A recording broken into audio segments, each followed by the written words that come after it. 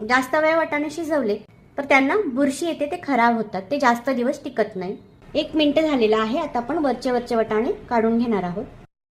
वरचे वाटाणे काढेपर्यंत खालचे वाटाणे वर येतील. वाटाणे लगेच आपल्याला गार पाण्यात टाकायचे आहेत.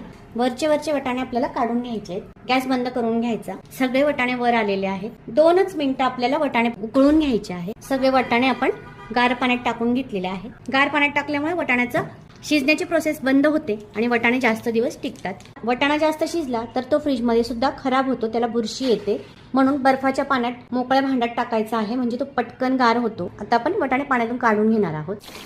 वाटाण्याचं पूर्ण पाणी आपण काढून घेणार आहोत. पाणी पूर्ण निघून गेलेलं आहे. 2 ते 3 तास किंवा रात्रभर आपण सुकून घेऊया किंवा ड्रायरने सुद्धा सुकवू शकतात.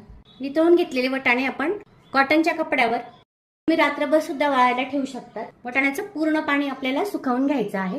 वाटाणे आपल्याला फॅन खाली सुकवायचे आहेत. उन्हात